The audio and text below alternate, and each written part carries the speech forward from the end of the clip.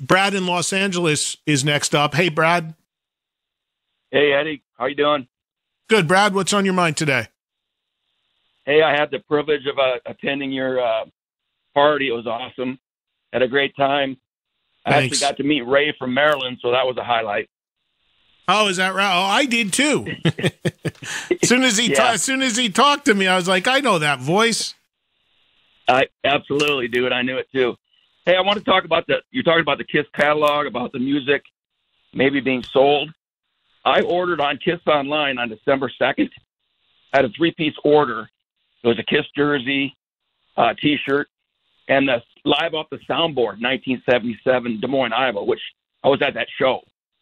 Well, within 2 weeks, I got the T-shirt and the jersey, but they kept delaying that music CD, and I just finally got it like January 25th. So that's what I was wondering.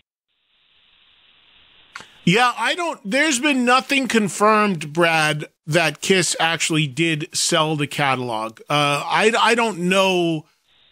Well, first of all, they don't own their catalog. Thank you, Brad, for the call. They don't own the catalog is still owned by Universal Music. By the way, I don't know how that's possible because Kiss being so astute business-wise for so long, you would think they might have found a way by now to get some of their catalog, or if not all of it, back. But they clearly haven't, because the catalog was originally, of course, on Casablanca. That became Polygram, Mercury in the 80s and into the 90s. And then it all got swallowed up by Universal. But, you've seen major artists get their catalog. Metallica got it back from Elektra. But other artists don't. I don't know if it's how the original contract is written or what. But when the discussion and the rumor that's out there, which I've actually heard from a couple people is true, that Kiss actually is going to announce one of these huge sellouts where they sell everything to an outside company for hundreds of millions of dollars. If that was the case, then they wouldn't be able to include the actual catalog of music. They could include their publishing that they get paid on it, but not their catalog of music, because that's not owned by them. The records are still coming out and owned by Universal. So, all these deals have different parameters. I don't think it would have impacted you getting your CD or whatever you ordered there. On cue, the legendary Ray from Maryland name was invoked, and here he is on the phones. What's up, Ray? Hey, Eddie. Happy Friday, brother. Your fans are calling in, Ray. My fans are calling in. Yeah. Did you hear the previous guy? Yeah, Brad. Yeah, thanks, Brad, for the shout out. Appreciate it. There you go. I can barely walk down the street in Portugal. I'm huge. Yeah, I understand. I feel your pain. Hey, man, one of your previous callers brought up the documentary, and I saw it a couple of days ago, the We Are the World thing. Didn't you think that was kind of fucked up with the Sheila E. thing?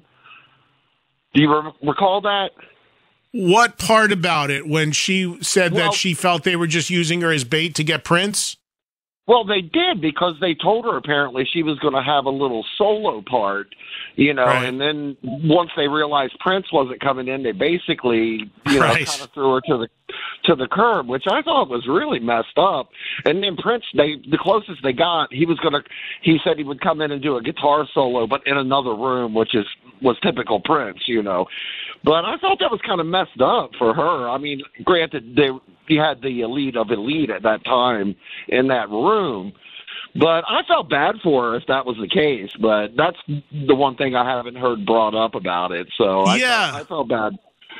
No, you're right. You're totally right. And that was something that was brought up in the documentary. But I think, she was... look, I mean, it's pretty obvious that's what they were doing, right? I mean, they were dangling her as bait for Prince to get there, because although Sheila E. had a nice career and had a one or two big songs that were, I think, written by Prince, she was not of the stature then or now of those artists that are around her. So I think she very much quickly sniffed that out. And yeah, there was that part in the doc where she called Prince, and Prince is like, "No, there's too many people there. I'm not coming there." And as soon as he was definitely out, yeah, she lost her part. It is. Yeah, look, there's the music business in a nutshell, right? Use you for what you use you for, and spit you out when they don't need you. Yeah. I just felt, like I said, I felt bad for her. But I'm gonna give you my top 5 rock and roll Hall of Fame snubs, which is tough to narrow down because there are so many. But at 5, I got Blue Oyster Cult, who I don't think was brought up yesterday. They might have been, but they weren't. But you're right. Yep. 4, Bad Company, of course. That's part of the Fabulous 5 who get dissed every year. 3, I do have Iron Maiden, and also solo Ozzy wasn't mentioned yesterday. That's my number 2. And that catalog is incredible, in my opinion, and a lot of great albums. And my number 1, of course, is the late, great Ronnie James Dio. What the fuck? Yeah, that's got to go the lifetime achievement route. I think that's the only way that happens, and I've been on Morello forever to try to push that through. Thank you, Ray. Appreciate that. The Ozzy solo has been up for discussion, not on this show, but I know with the Hall of Fame, that is something. And because again, at this dinner I got into it with these guys about all this stuff. And the thing is I maintain that if Ozzy solo, and yes, you could absolutely make a case Ozzy solo should be in the Rock and Roll Hall of Fame, but I feel very strongly that if he was inducted, you have to include the people who wrote the songs and were in the band, because to me, they are so vital